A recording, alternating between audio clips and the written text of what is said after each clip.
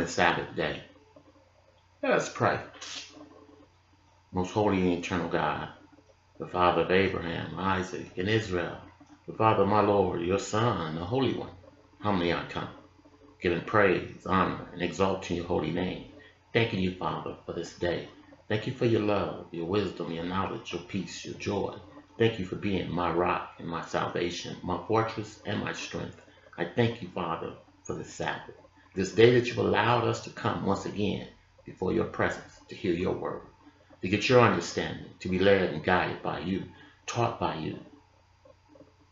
Now let the words of my mouth, meditation of my heart, be acceptable in thy sight, my Lord, my strength, my Redeemer. The Lord is in his holy temple. Let all the earth keep silent before him. And now to him who is able to present you faultless and keep you from falling, be power, mercy, and dominion forever. And all the children of Israel said, Amen and amen. So as we spoke last week, we talked about forgiveness. Mighty, powerful, strong. Required? Yes. Prerequisite to get to heaven? Yes. The Holy One says, unless you forgive your brother man, how do you expect God to forgive you of your sin? So in looking at that, I want to talk now about friends. What is a friend? Is that a word used loosely? When you call someone a friend, you have now established a link between you and that person. I want to come to you from the book of 1 Samuel 18, verses 1, and we're going to talk about the establishment of a friend. This is a story about Jonathan, Saul's son, the king of Israel, and David, his lieutenant, and how those two committed a bond between them. And it goes, and it came to pass, when he had made an end of speaking unto Saul, that the soul of Jonathan was knitted with the soul of David. And Jonathan loved him as he loved his own soul. And Saul took him that day, and would let him go no more home to his father's house. Then Jonathan and David made a covenant, because he loved him as his own soul. And Jonathan stripped himself of the robe that was upon him, and gave it to David, and his garments, even unto his sword, and his bow, and his girdle. And David went out whithersoever Saul sent him, and behaved himself wisely. And Saul set him over the men of war, and he was accepted in the sight of all the people, and also in the sight of Saul's servant. And it came to pass, as they came when David was returning from the slaughter of the Philistines, that the women came out of all the cities of Israel, singing and dancing to meet the king Saul, with tabrets, with joy, and with instruments of music. And the women answered one another as they played, and said, Saul has slain his 1,000, and David his 10,000. And Saul was very wroth, mad, and saying displeased him. And he said, they have ascribed unto David 10,000, and to me they have ascribed but 1,000. And what can he have more but the kingdom?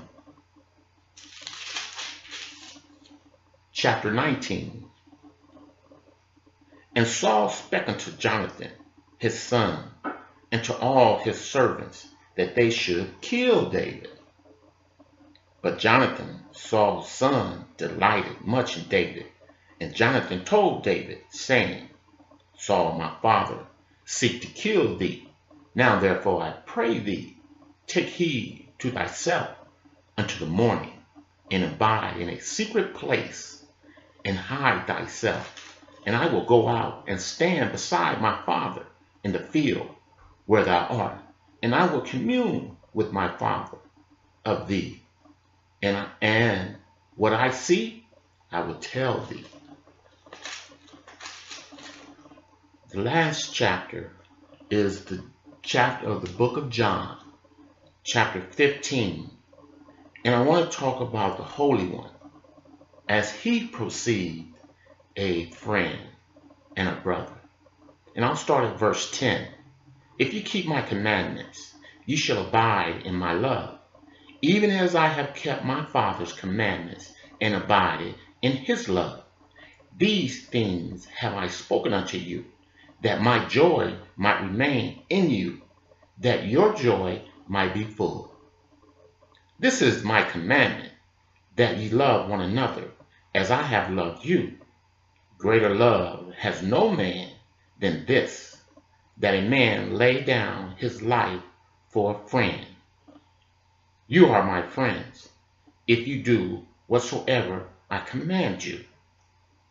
Henceforth I call you not servants, for the servant knoweth not what his Lord doeth, but I have called you friends.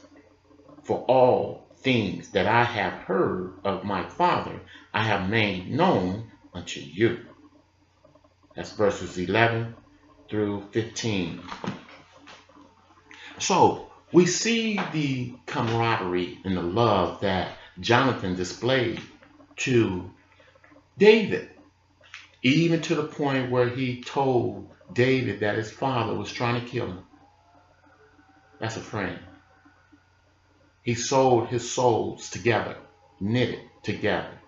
That means everything you go through, I go through. Everything you do, I do. I will lay my life on the line for you. We heard the Holy One, God's Son, proclaim the same exact. There's no better friend than a man that would lay his life down for another man. That's deep. How do we do that in this society, in this day, and in this time? See, that back there, life was simple. I always called it when reading the stories in the Bible. Life was simple because we didn't have all of this modern technology stuff that we have. We know you had someone who called you a friend, and they meant it sincerely to their heart. Unlike we have today, you have a lot of people that will call you friend just to see what they can get from you. We have a lot of people today that don't know the value of friendship, that will take that friendship and step on it. Do something negative, do something wrong. We asked the question on last Sabbath, how many times should I forgive my brother? 70 times 7 in a day, as long as he repents. So now, when we talk about having a friend, that means you go to the ends of the earth for that person who you have now prescribed to be part of you. Because that's what it was. We look at Saul, who got mad at David because the nation of Israel started praising him more than they did the king. And then he said, well, what more does he need besides a nation? That was his next step. Because David did become king of Israel. He became the apples of God's eye. God loved David, almost as he loved himself. We can continue to read the trials and tribulations that David went through. The numbering of Israel when he was told not to. The adultery he committed with Bathsheba, and then had her husband killed on a war line simply because she got pregnant. And God punished David every time. And I like the way David said it. Do not punish Israel for my sins. Do not turn us over to these uncircumcised. But you punish me for the sins that I have committed. David, God loved David, truly. Jonathan loved David, truly. If you look at the New Testament, it talks about David continually, even the Holy One. Make my enemy my footstool. So, we have to look at that word friendship. To be a friend. To be a friend, you have to have a friend, you have to be a friend. You can't say this is one way. where I can use you, but I'm not going to be there for you. When I need something and I call you, you come and run it. But when you need something and I got the ability to help you, well, I'm too busy. But we see that word friendship to be a friend. I mean, the Holy One explained it thoroughly. You obey my commandments, you are my friend. A servant knows nothing about his masters, but a friend do. A friend is someone that you confide in, that you know won't go back and tell the whole world what you've done or what you're going through or how things are in your current lifestyle. That's a friend. A friend keeps a word. He doesn't go babble off and tell the whole world. A friend does show up when you need him. You have a lot of people that will denounce a person. Well, he wasn't there for me, so maybe he couldn't have been. Maybe there were things he was going through that he couldn't help you at that time. Doesn't mean he's not your friend. Just means he couldn't be there at that time. Well, every time I call on so-and-so, he ain't never there for me. But he say he my friend. He probably is. But then what is your intent? What is your motive? Have you been a friend? Have you responded to people who desperately needed your help in a time that you didn't show up? That word friend is deep. Either you are or you're not.